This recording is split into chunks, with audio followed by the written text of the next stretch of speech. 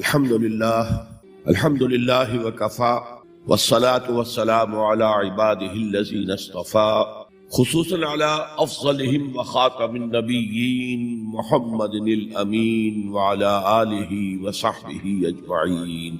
أما بعد فقد قال الله تبارك وتعالى كما ورد في سورة الأعراف: أعوذ بالله من الشيطان الرجيم بسم الله الرحمن الرحيم فالذين آمنوا وعزروه ونصروه واتبعوا النور الذي ينزل معه أولئك هم المفلحون. وقال عز وجل كما ورد في سورة آل عمران: قل إن كنتم تحبون الله فاتبعوني يحببكم الله ويغفر لكم ذنوبكم والله غفور رحيم. قل أطيعوا الله ورسوله فإن تولوا فإن الله لا يحب الكافرين.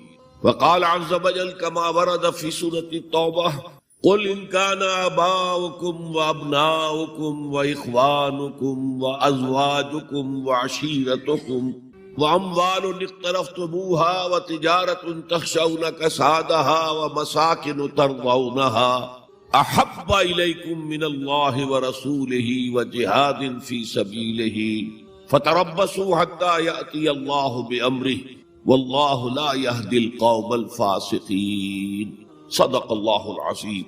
وقال النبي صلى الله عليه وسلم: لا يؤمن أحدكم حتى يكون هواه طبعا لما جئت به. وقال صلى الله عليه وسلم: لا يؤمن أحدكم حتى أكون أحب إليه من والده وولده والناس أجمعين. أو كما قال صلى الله عليه وسلم. رب اشرح لي صدري ويسر لي أمري واحلل عقدة من لساني يفقهوا قولي. اللهم ربنا ألهمنا رشدنا وأعذنا من شرور أنفسنا. اللهم أرنا الحق حقا وارزقنا اتباعه وأرنا الباطل باطلا وارزقنا اجتنابه. اللهم ربنا نور قلوبنا بالإيمان واشرح صدورنا للإسلام ووفقنا لما تحب وترضى. اللهم ارزقنا حبك وحب حبيبك وحب من يحبك. آمین یا رب العالمین. معزز حاضرین اور محترم خواتین، السلام علیکم ورحمۃ اللہ وبرکاتہ. میری آج کی گفتگو کا موضوع ہے حب رسول کے تقاضے. ظاہر بات ہے کہ کوئی مسلمان ایسا نہیں ہوگا کہ جو مدعی نہ ہو کہ اسے حضور سے انتہائی محبت، بلکہ جو عوام ہیں مسلمان، وہ چاہے بے عمل ہوں لیکن ان میں جو حمیت اور غیرت رسول کے لیے ہے صلی اللہ علیہ وسلم، کہ ان کی حرمت پر کٹ مرنے کے لیے تیار رہتے، تو اس سے میں سمجھتا ہوں کہ کوئی شخص بھی محروم نہیں. لیکن اس حب رسول کے تقاضے کیا ہیں، ان کو سمجھنے کی ضرورت. کہیں ایسا نہ ہو کہ ہم تو اپنے تئیں یہ سمجھتے رہے کہ ہم بہت عاشق رسول ہیں، محب رسول ہیں، لیکن آخرت میں جا کر قیامت کے دن ہم پر راز کھلے کہ نہیں، اللہ کو تو یہ شے قبول نہیں ہے، تمہارا دعویٰ رد. اس ضمن میں سب سے پہلے آپ کے سامنے ایک فارمولہ رکھنا. دیکھیے اسلام کا تقاضا کیا ہے؟ اللہ کی اطاعت کرو اور اللہ کے رسول کی. یہ بنیاد. حاکم مطلق اللہ ہے، شارع حقیقی اللہ ہے، اور اس کے نمائندے کی حیثیت اس کے رسول کو حاصل ہے صلی اللہ علیہ وسلم. اطیعوا اللہ واطیعوا. اس سے جو انحراف کرے گا، میں نے ابھی آپ کے سامنے سورہ آل عمران کی 2 آیتیں پڑھی ہیں. قل ان کنتم تحبون اللہ فاتبعونی یحببکم اللہ. اے نبی ان سے کہہ دیجئے اگر تم اللہ سے محبت کرتے ہو تو میرا اتباع کرو، میری پیروی کرو، اللہ تم سے محبت کرے گا. ویغفر لکم ذنوبکم، اور تمہاری خطائیں بھی بخش دے. واللہ غفور رحیم، اور اللہ تو غفور بھی ہے رحیم بھی. قل اطیعوا اللہ ورسول، کہہ دو اطاعت کرو اللہ کی اور اللہ کے رسول کی. فإن تولوا، پھر اگر وہ اس سے روگردانی کریں، فإن اللہ لا يحب الکافرین، تو اللہ کو ایسے کافر پسند نہیں. یعنی اطاعت رسول سے انکار، اللہ کی اطاعت سے انکار، گویا کہ انسان دائرہ اسلام سے خارج ہو. کبھی کوئی خطا ہو جائے، غلطی ہو جائے، گناہ کا صدور ہو جائے، اور انسان فوراً توبہ کر لے، فوراً رجوع کرے، پشیمانی اسے ہو جائے، عزم مصمم کر لے دوبارہ میں نہیں کروں گا، تو اللہ بخش دے. انما التوبۃ علی اللہ للذین یعملون السوء بجہالۃ ثم یتوبون من قریب. سورہ نساء میں فرمایا اللہ کے ذمے ہے ان لوگوں کی توبہ قبول کرنا. انما التوبۃ علی اللہ، اللہ کے ذمے ہے. جو کہیں غلطی سے، جہالت میں، نادانی میں جذبات سے مغلوب ہو کر کوئی غلط کام کر بیٹھتے ہیں، لیکن فوراً توبہ کرتے ہیں، اللہ کی جناب میں رجوع کر فوری توبہ اگر ہو جائے تو فوراً اللہ تعالیٰ کی مغفرت جو ہے ڈھانپ لے۔ لیکن اگر مستقل طور پر کسی ایک معصیت پر بھی ڈیرا ڈال دیا جائے، مثلا آج کی دنیا میں جو بہت کامن شے ہے سود، جسے اللہ نے حرام قرار دیا، جس پر اللہ کی طرف سے اعلان جنگ ہے، فَأَذَنُوا بِحَرْبٍ مِّنَ اللَّهِ وَرَسُولِهِ، تو سن لو، الٹیمیٹم ہے اللہ اور اس کے رسول کی طرف سے، اسے اپنے کاروبار کا مستقل جز بنا لیا، تو ایک غلطی، ایک گناہ بھی انسان کو ہمیشہ کے لیے جہنم میں ڈال سکتا۔ بَلَا مَن كَسَبَ سَيِّئَةً وَأَحَاطَتْ بِهِ خَطِيئَتُهُ فَأُولَٰئِكَ أَصْحَابُ النَّارِ هُمْ فِيهَا خَالِدُونَ۔ کیوں نہیں؟ کسی نے جان بوجھ کر ایک بڑا گناہ کمایا، چھوٹے چھوٹے گناہ جو ہے گناہ صغیرہ وہ تو خود بخود بھی دھلتے رہتے ہیں، اللہ کی رحمت سے صاف ہوتے رہتے ہیں، لیکن کسی نے کبیرہ گناہ کمایا جان بوجھ کر کے اور پھر اس پر ڈیرے ڈال دیے اور وہ گناہ اس کے گرد گھیرا کر بیٹھا، احاطت بہ خطیئتہ فاولئک اصحاب النار هم فیہا خالدون، تو وہ ہے جہنمی اور اس میں ہمیشہ رہتے۔ تو اطاعت اللہ کی، اطاعت رسول کی، یہ تو اسلام کا بنیادی مطالبہ ہے، اگر یہ بھی نہیں ہے تو پھر کچھ نہیں، اگر یہ نہیں تو بابا پھر سب کہانیاں۔ اب ذرا اس سے قدم اوپر اٹھ، اطاعت کے ساتھ محبت، جب اللہ کی اطاعت کے ساتھ اللہ کی محبت جمع ہو جائے گی تو اس کا نام ہے عبادت۔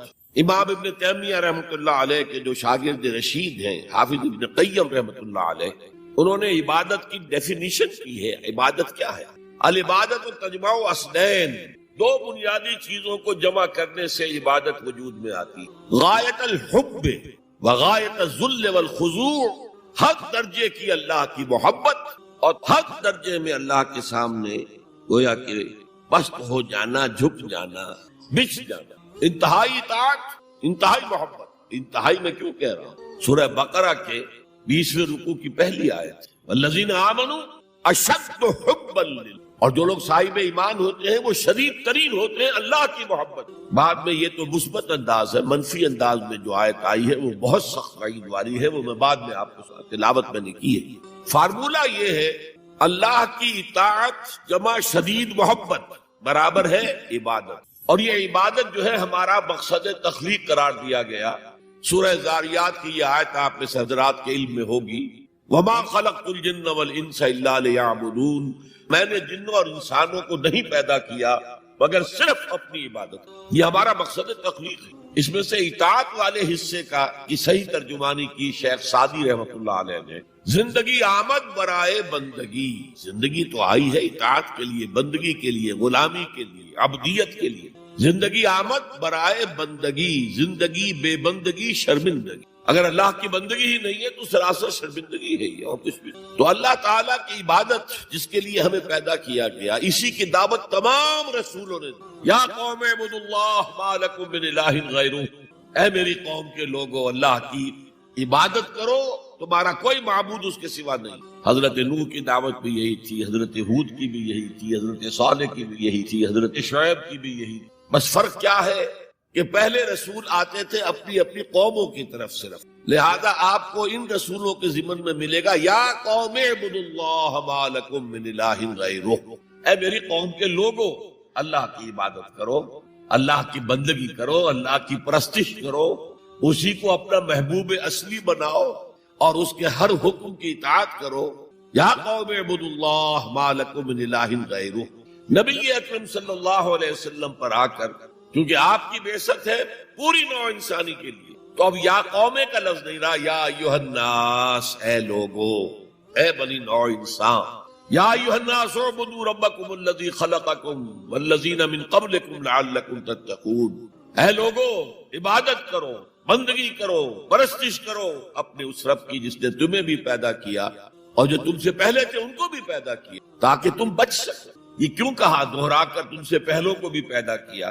اس لیے کہ اکثر و بیشتر گمراہ لوگ، مشرکین کیا کہتے تھے اپنے رسولوں سے کہ ہم تو بس جی اپنے آباء و اجداد کے رستے پر چلیں گے، ما وجدنا علیہ آباءنا، جس طریقے پر، جس طرز عمل پر ہم نے اپنے آباء و اجداد کو پایا ہے ہم نے اسی پر چلنا۔ تو واضح کر دیا تم بھی مخلوق ہو وہ بھی مخلوق تھے، تم بھی انسان ہو وہ بھی انسان تھے، تم سے بھی غلطی ہو سکتی ہے، ان سے بھی ہو سکتی ہے۔ لہذا یہ اصول نہیں ہے کہ جو بھی آباء و اجداد کی ریتیں ہیں، رسمیں ہیں، طریقے ہیں اور جو ان کے عقیدے ہیں انہی کو آپ لے کر چلیں، بلکہ آپ کی تلاش کریں صحیح عقیدہ کیا ہے، صحیح زندگی گزارنے کا طریقہ کیا ہے، اس کو اختیار کریں۔ یا ایھا الناس اعبدوا ربکم الذی خلقکم والذین من قبلکم لعلکم تتقون، تاکہ تم بچ جاؤ جہنم کی آگ سے۔ یہ جو میں نے بتایا کہ اطاعت کلی، ہمہ تن، ہمہ وقت، ہمہ وجوہ، جزوی اطاعت نہیں، بس یہ ذرا نوٹ آف کوشن ہے۔ اگر ہم اللہ کا ایک حکم مانیں گے ایک نہیں مانیں گے،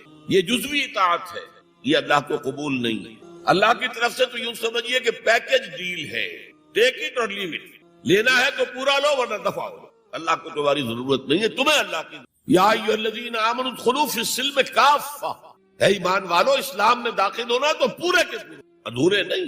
اور سورہ بقرہ کی آیت نمبر 85 کے اندر تو جو وعید آئی ہے، افتؤمنون ببعض الکتاب وتکفرون ببعض، کیا تم ہماری کتاب، ہماری شریعت کے کچھ حصے کو مانتے ہو اور کچھ کو رد کرتے ہو؟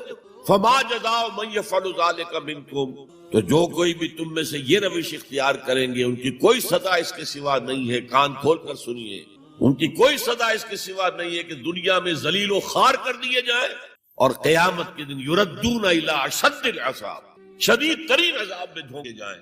وما اللہ بغافل عما تعملون، اللہ غافل نہیں ہے، بے خبر نہیں ہے، لا علم نہیں ہے اس سے کہ جو تم کر رہے ہو۔ تم اپنی داڑھیوں کے طول سے اللہ کو دھوکہ نہیں دے سکتے، تم اپنے پاجاموں کو ٹخنوں سے اوپر رکھے اللہ کو دھوکہ نہیں دے سکتے کہ تم بہت متبع رسول ہو، تم اپنے عمروں اور حجوں سے اللہ کو دھوکہ نہیں دے سکتے، اللہ کو معلوم ہے کہ حرام کی کمائی سے حج کیا جائے، حرام کی کمائی سے عمرہ کیا جائے۔ تو یہ جو جزوی اطاعت ہے کوئی اطاعت اللہ کو قبول نہیں۔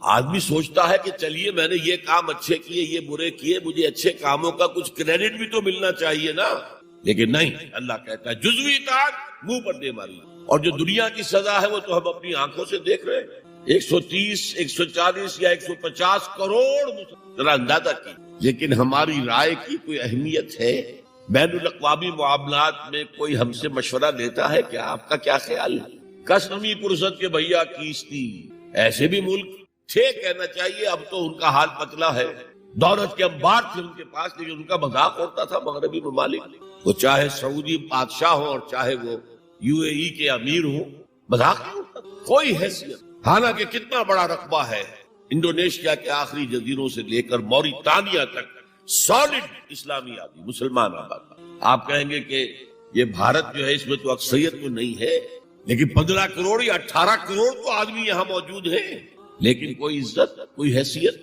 دنیاوی بین الاقوامی سطح۔ بہرحال یہاں بھی ہیں لوگ، کھاتے پیتے لوگ ہیں، ان کی اپنی کچھ عزت ہے اپنے معاشرے کے اندر، لیکن بحیثیت امت، بحیثیت قوم کیا حیثیت؟ تو الا خزی فی الحیات الدنیا، وہ تو ہماری نگاہوں کے سامنے موجود ہے۔ اب قیامت کے دن کے بارے میں جو دھمکی اللہ نے دی ہے، وَيَوْمَ الْقِيَامَةِ يُرَدُّونَ إِلَىٰ أَشَدِّ الْعَذَابِ، قیامت کے دن شدید ترین عذاب میں جھونک دوں گا۔ اس پر اللہ سے معافی طلب کی جا سکتی ہے، دعا ہی کی جا سکتی ہے، اللہ ہم پر رحم فرمائیے۔ یہ میں نے آپ کے سامنے رکھا ہے فارمولہ، اللہ کی اطاعت جمع اللہ کی محبت، دے گو ٹو میک عبادت۔ یہی دو الفاظ آتے ہیں اللہ کے رسول کے لیے بھی صلی اللہ علیہ وسلم۔ اللہ کے رسول کی اطاعت یہ تو اسلام کا بنیادی تقاضا ہے، اطیعوا اللہ واطیعوا الرسول فإن تولوا فإن اللہ لا يحب الکافرین۔ اطاعت کرو اللہ کی، اطاعت کرو رسول کی، پھر اگر یہ منہ موڑ لے تو اللہ کو ایسے کافر بالکل پسند، تو کفر کا فتویٰ ہو رہا۔ لیکن اللہ کے رسول کی اطاعت کے ساتھ محبت کو جمع کیجئے۔ میں نے ابھی آپ کو حدیث سنائی ہے، حضور نے فرمایا لا یؤمن احدکم حتی اکون احب الیہ من والدہ وولدہ والناس اجمعین۔ تم میں سے کوئی شخص مومن ہو ہی نہیں سکتا جب تک کہ میں اسے محبوب تر نہ ہو جاؤں، اپنے باپ سے، اپنے بیٹے سے اور تمام سے۔ تو اللہ کے رسول کی اطاعت جمع اس کی محبت۔ اس محبت کے ضمن میں ایک واقعہ یاد آیا جس سے اندازہ ہوگا کہ کس قدر اپنائیت تھی، کتنا قرب تھا حضور کے اور حضرت عمر فاروق رضی اللہ تعالیٰ عنہ کے مابین۔ ایک مرتبہ حضور دریافت کرتے ہیں حضرت عمر سے، عمر تمہیں مجھ سے کتنی محبت ہے؟ اب آپ سوچئے، ذرا سا بھی مغایرت کا باریک سا پردہ بھی اگر کہیں ہو تو کیا یہ سوال کیا جا سکتا؟ تو انتہائی قریبی شخص سے ہی کیا جائے، تمہیں مجھ سے کتنی محبت ہے؟ عرض کیا آپ مجھے دنیا کے ہر انسان سے بڑھ کر عزیز، فرمایا اور اپنی جان سے؟ اب ذرا سا توقف کیا حضرت عمر نے، الان، ہاں اب میں یہ بھی کہتا ہوں کہ آپ مجھے میری جان سے، تو حضور نے فرمایا اب آئے ہو مقام مطلوب پر، تو رسول کی اطاعت جمع محبت، اس کا نام ہے اتباع، پیروی کرنا۔ فرق کیا ہے؟ اطاعت کی جاتی ہے حکم کی، اور پیروی کی جاتی کسی کے نقش قدم کی، چاہے اس نے حکم دیا ہو چاہے نہ دیا ہو، جو وہ کرتا ہو کرنا، یہ ہے اتباع۔ یہ اطاعت سے بہت بلند شے ہو گئی۔ مثال کے طور پر یہ چھوٹی چھوٹی مثالیں، اصل اتباع کیا ہے وہ میں بعد میں عرض کروں گا۔ کوئی ایک صحابی بدو باہر سے آئے، ایک ہی دفعہ حضور کو دیکھا، حضور اس وقت اس حالت میں تھے کہ آپ کے بٹن جو ہے کھلے ہوئے تھے غریبان، انہوں نے پھر ساری عمر اپنے غریبان کے بٹن نہیں، میں نے اللہ کے رسول کو اس حال میں دیکھا ہے، میں تو ان کی پیروی کروں گا، حضور نے کوئی حکم تو نہیں دیا۔ تو یہ جو محبت، شدید محبت کے تحت جو بات آئے گی اس کا نام اتباع، اور اس اتباع کا مقام کیا ہے وہ آیت میں سنا چکا ہوں آپ کو، قل ان کنتم تحبون اللہ فاتبعونی یحببکم اللہ، اے نبی ان سے کہہ دیجئے اگر تم اللہ سے محبت کرتے ہو تو میرا اتباع کرو، میرے نقش قدم پر چلو، میری پیروی کرو، اللہ تم سے محبت کرے گا، تم اللہ کے محب نہیں محبوب بن جاؤ۔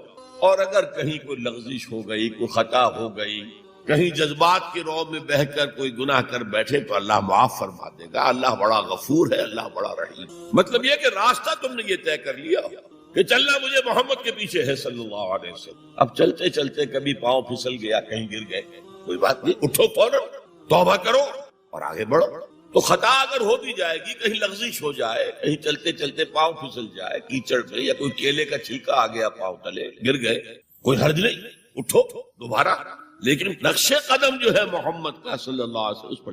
یہ اس اتباع کا ذکر آیا ہے سورہ اعراف کی ان آیات میں۔ آپ کو معلوم ہے کہ حضرت موسیٰ علیہ السلام کو جب تورات پر طلب کیا گیا کوہ طور پر تورات دینے کے لیے، تو پہلے 30 دن کے لیے بلایا تھا، پھر 10 دن کا اور اضافہ کر دیا گیا، 40 دن۔ فَتَمَّتْ مِيقَاتُ رَبِّكَ 40 لَيْلَةً۔ اس اثنا میں پیچھے فتنے میں مبتلا ہو گئے بنی اسرائیل۔ سامری، اس نے ایک ڈھونگ رچایا اور ایک بچڑا جو ہے وہ سونے چاندی کا بنایا ہوا بچڑا ڈھال کر کھڑا کر دیا، اس میں سے کوئی تھوڑی سی آواز بھی نکلتی تھی، کوئی ایسی ہے کہ ہوا گزرتی تھی تو آواز سے آتی تھی۔ کہا یہ ہے تمہارا الہ، یہ تو موسیٰ تو بھول گیا کہاں گیا ہے، کوہ طور کے اوپر کس خدا سے ملنے گیا ہے، خدا تو یہ ہے۔ اور بنی اسرائیل کے بہت سے لوگ اس فریب میں آ گئے اور بچڑے کی پوجا کر۔ اب جب حضرت موسیٰ آئے، اور آپ کو معلوم ہے حضرت موسیٰ کا مزاج جلالی تھا، وہ پتھر کی تختیاں لے کر آئے تھے کہ جن پر کوہ طور پر اللہ تعالیٰ نے اپنے احکام 10 جو ہیں، 10 کمانڈمنٹس مشہور، وہ کندہ کر کے آپ کو دیے تھے، وہ ہاتھ میں لے کر آئے۔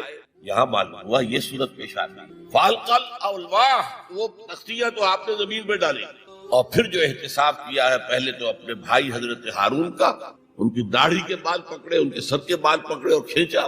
اس نے کہا کہ بھائی مجھے ذلیل نہ کرو لوگوں کے سامنے، میں نے انہیں روکا لیکن یہ تو مجھے قتل کرنے پر تل گئے تھے، اور مجھے اندیشہ یہ ہوا کہ کہیں آپ واپس آ کر یہ نہ کہیں ان فرقت بین بنی اسرائیل، کہ تم نے تو بنی اسرائیل کے درمیان تفرقہ پیدا کر دیا۔ تو میں نے کہا آپ ہی واپس آ کر نپٹے۔ اب پہلی بات نوٹ کیجئے، تاریخ انسانی کا یہ عظیم واقعہ، کئی ہزار یہودی اپنے اپنے قبیلے کے لوگوں کے ہاتھوں ذبح کیے۔ اللہ تعالیٰ نے حکم دیا اور حضرت موسیٰ نے وہ حکم دیا، اللہ کا حکم موسیٰ نے پہنچایا کہ 12 قبیلے ہیں، ہر قبیلے کے جن لوگوں نے یہ حرکت کی ہے ان کو اسی قبیلے کے لوگ اپنے ہاتھ سے ذبح۔ اب یہ بہت بڑی توبہ تھی، بہت بڑی توبہ تھی، بہت بڑی توبہ تھی، اپنے قبیلے کے لوگوں کو قتل کر دینا۔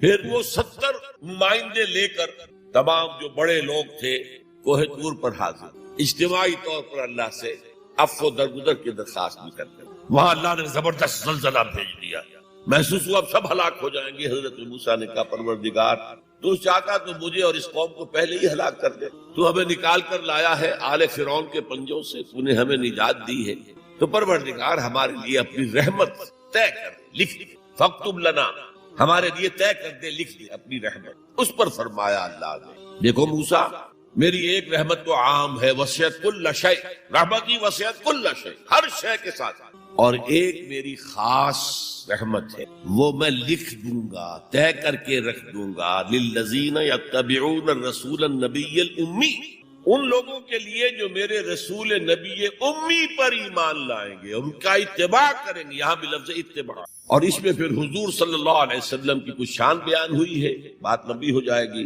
اور پھر فرمایا یہ گویا کہ اتباع کی تفسیر آ رہی ہے. اتباع کا مطلب کیا ہے؟ فالذین آمنوا بہ وعزروہ ونصروہ واتبعوا النور الذی انزل معہ اولئک هم المفلحون. تو جو لوگ ان پر ایمان لائیں گے اور جو ان کی تعظیم کریں اور جو ان کی نصرت کریں گے، مدد کریں گے، اور جو اس نور کی پیروی کریں گے جو ان کے ساتھ نازل کیا جائے گا، تو وہی ہوں گے مفلحون، وہ ہوں گے کامیاب ہونے والے.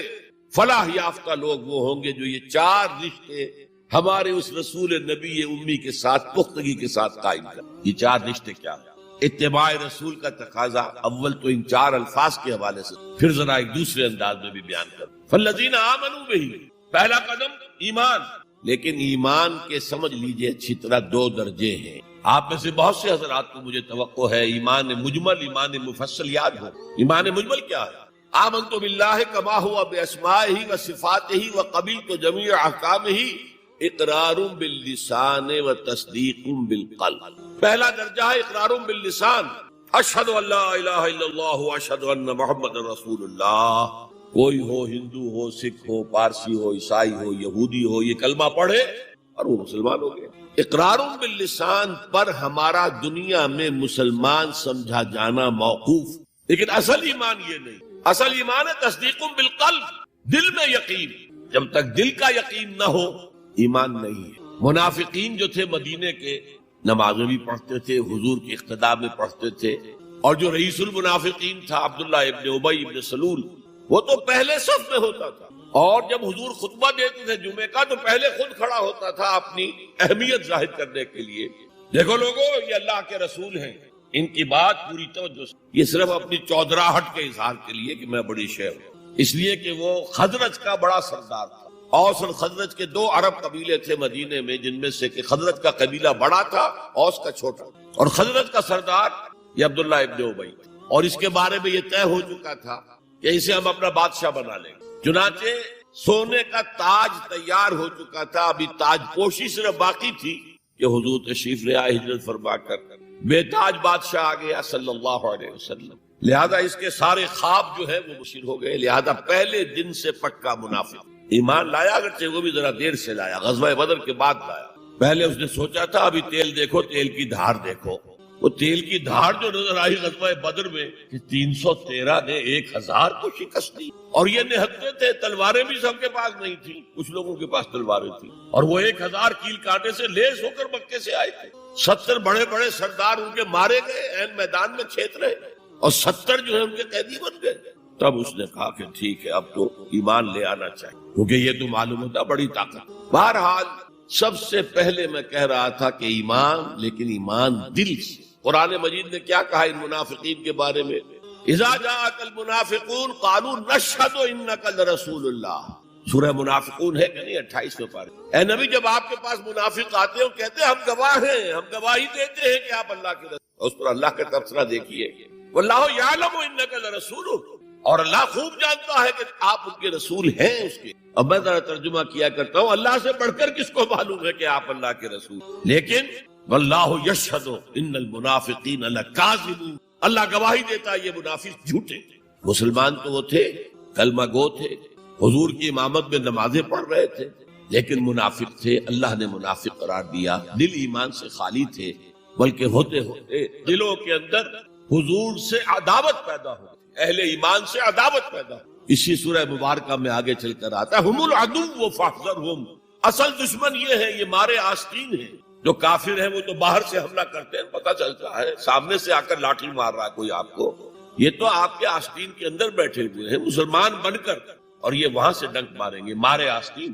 بہرحال اب ہم میں سے ہر ایک کو جائزہ لینا ہو، اپنے گریبان میں جھانکیں، اپنے دل کی گہرائیوں کو ٹٹولیں. یقین والا ایمان ہے ہمارے پاس یا نہیں؟ یہ یقین والے ایمان کا میں اگر آپ کو انگریزی میں ترجمہ کر کے بتاؤں تو شاید آپ زیادہ بہتر سمجھیں. پرسنل کنوکشن، اس ریشیل کریڈ. ہم ایک نسل ہے، اپنے والدین سے ہم نے کچھ چیزیں سیکھی ہیں. والدین اس میں بلیو کرتے تھے، اللہ، رسول، قرآن، کتاب، جنت، دوزخ، قیامت.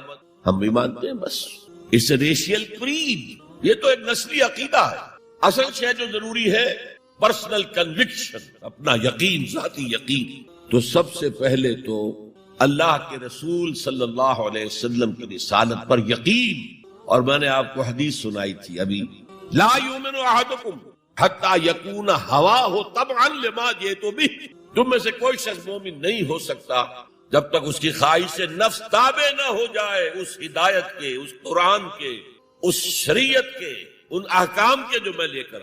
اگر خواہش نفس اوپر ہے اور اللہ کا حکم نیچے ہے تو مومن کہاں سے ہو؟ اللہ کے حکم سے نماز تو پڑھتے ہو, روزہ رکھتے ہو, سودی کاروبار کرتے ہو اور اللہ کے حکم کو پاؤں تلے رگڑتے ہو. یہ کیا اسلام ہے؟ یہ تو وہی ہے. افتؤمنون ببعض الکتاب وتکفرون ببعض فما جزاء من يفعل ذلك منكم الا خزي في الحياة الدنيا ويوم القيامة يردون الى اشد العذاب. تو سب سے پہلا جو جائزہ ہمیں لینا ہے کہ محمد کی رسالت پر صلی اللہ علیہ وسلم ہمیں یقین ہے. یقین, تصدیق تو ہم کرتے ہیں, زبان سے کہتے ہیں, لیکن یقین, جس یقین کا نتیجہ یہ نکلے کہ پھر نفس کے سارے تقاضے نیچے ہو جائیں اور حضور کی لائی ہوئی ہدایت, حضور کی لائی ہوئی شریعت پالو. نمبر 2 فرمایا وَعَزَّرُوهُ, ان کی تعظیم کرے. آپ کی جناب میں کوئی گستاخی ہو جائے ایمان کے لالے پڑ جائیں گے اور آخرت برباد ہو جائے. اس تعظیم میں کیا کیا چیزیں شامل ہیں؟ دیکھیے سورہ حجرات میں ابتدائی حصے میں تفصیل سے کہا گیا یا ایھا الذین آمنوا لا ترفعوا اصواتکم فوق صوت النبی ولا تجهروا له بالقول كجهر بعضكم لبعض ان تحبط اعمالكم وانتم لا تشعرون. اے ایمان کے دعوے داروں, کبھی اپنی آواز کو رسول کی آواز سے بلند تر نہ کر دینا, مبادا تمہارے سارے اعمال حبط ہو جائیں اور تمہیں پتہ بھی نہ چلے.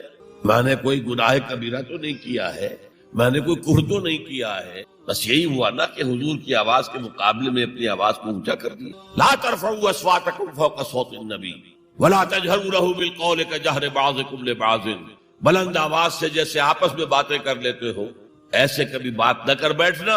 ان تحبط اعمالکم, کہ تمہارے سارے اعمال حبط ہو جائیں, اکارت چلے جائیں, ختم ہو جائیں. وانتم لا تعلمون, تمہیں احساس بھی نہ ہو کہ ساری پونجی لٹ گئی. اس آیت کا ہم پر اطلاق کیسے ہو؟ کبھی سوچا؟ صحابہ کرام تو یقیناً اس کے مخاطب اول تھے, ہم پر کیسے؟ اگر ہماری گفتگو ہو رہی ہو, بحث ہو رہی ہو, میں کچھ کہہ رہا ہوں, آپ کچھ کہہ رہے ہیں, لیکن کوئی کہہ دے حضور نے یوں فرمایا ہے, فوراً چپ ہو جاؤ. اب اگر کہا نہیں میرا خیال یہ, اب گویا کہ یہ حضور کی آواز سے آپ نے اپنی آواز میں اپنا فکر, اپنا فلسفہ, اپنا فہم, اپنی سوچ, اپنی عقل. ہاں بعد میں تحقیق کر لو یہ جو کہا تھا کہ حضور نے فرمایا بھی ہے کہ نہیں ہے, حدیث صحیح ہے کہ نہیں ہے, مستند ہے کہ نہیں ہے. لیکن اس وقت آواز بند کر لینا لازم ہوگا کہ اس کے بعد اقول نہیں کہہ سکتا, میں یہ کہتا ہوں. اس کا تو مطلب یہ کہ آپ بد مقابل بن کر رسول کے آ رہے ہیں. لا ترفعوا اصواتکم فوق صوت النبی ولا تجهروا له بالقول كجهر بعضكم لبعض ان تحبط اعمالكم وانتم لا تشعرون. صحابہ کے بارے میں آپ نے سنا ہوگا کہ حضور کی محفل میں ایسے بیٹھے ہوتے تھے ساکت و صامت, جیسے کہ ان کے سروں پر پرندے بیٹھے ہوئے ہیں اور انہیں اندیشہ ہے کہ ذرا سا بھی ہلیں گے تو پرندہ اڑ جائے گا. اس قدر ادب. حضور صحابہ سے سوال کرتے تھے اور یہ آپ کا طریقہ تھا تعلیم کا کہ پہلے ایک سوال سامنے لایا جائے تاکہ ان کا ذہن کھلے, سوچیں خود بھی. یہ تعلیم کا بہترین طریقہ ہے.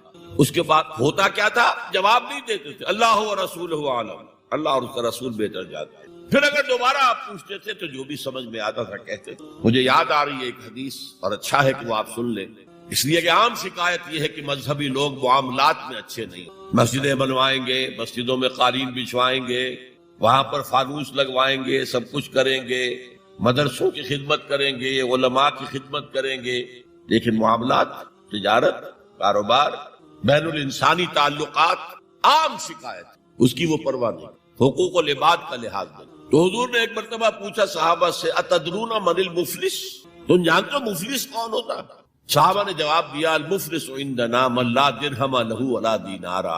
حضور ہم اس شخص کو مفلس سمجھتے ہیں جس کے پاس درہم و دینار نہیں ہے. ہم کہیں گے روپیہ پیسہ نہیں ہے. فرمایا نہیں, میری امت کا مفلس وہ ہوگا جو بہت سی نمازیں لے کر آئے گا, بہت سے روزے لے کر آئے گا, بہت سے حج لے کر آئے گا, بہت سے عمرے لے کر آئے گا, لیکن اس کے ساتھ ہی قد شتم ھذا، فلاں شخص کو گالی دی تھی، واکل مال ھذا، فلاں شخص کا مال کھا لیا تھا، فلاں شخص پر تہمت لگائی تھی. اب وہ سارے دعوے دار آ جائیں گے، اللہ اس نے میرے ساتھ یہ کیا. ٹھیک ہے بھائی، اس کی نمازیں تم لے جاؤ، اور تو کچھ ہے نہیں، کوئی کرنسی تو ہے نہیں وہاں، نہ ڈالر ہے نہ یورو ہے، کچھ بھی نہیں، اعمال کی کرنسی ہے، نیکی تم لے جاؤ. کوئی اور دعوے دار آیا، روزہ وہ لے گیا، اس کے پاس کچھ نہیں. دعوے دار اب بھی باقی ہے. اب ان کے گناہ جو ہے اس کے حساب میں پڑھنے شروع، یہاں تک کہ دوسروں کے گناہوں کے بوجھ تلے دب کر وہ جہنم میں جھونک گئے. یہ مفلس. تو یہ انداز تھا حضور کا سمجھانے کا، پڑھانے کا، فطری طریقے تعلیم. تو فالذین آمنوا بہ وعزروہ، تو وہ لوگ جو ایمان لائے ان پر اور جنہوں نے ان کی تعظیم کا حق ادا کیا. وَنَصَرُوهُ، یہ آئی ہے اب سخت بات، اور ان کی مدد کی. مدد کس کام میں؟ حضور اتنے غیور تھے کہ ذاتی کام میں کوئی مدد آپ کسی سے نہیں مانگتے. سیرت کی کتابوں میں آتا ہے کہ اگر آپ سواری پر ہوتے تھے اور آپ کا کوڑا نیچے گر جاتا تھا تو کسی سے یہ نہیں کہتے تھے کہ اٹھا کر ذرا مجھے پکڑا دو. آپ سواری سے اترتے تھے، اپنا کوڑا خود. اور اس ضمن میں بھی سیرت النبی کا ایک واقعہ مجھے یاد آ رہا ہے، وہ میں آپ کو سنا دوں. جب ہجرت مدینہ کی اجازت آ گئی تھی عام لوگوں کے لیے، عام مسلمانوں کے لیے، چلے جاؤ جاؤ سب جاؤ مدینے کے لیے، لیکن رسول اپنی جگہ نہیں چھوڑ سکتا وداؤٹ ایکسپریس پرمیشن آف اللہ. تو حضور کے لیے ابھی اجازت نہیں آئی. جو یار غار تھے حضرت ابوبکر صدیق، وہ پوچھتے تھے حضور اجازت آ گئی؟ نہیں ابھی نہیں آئی. حضور اجازت آ گئی؟ نہیں ابھی نہیں آئی.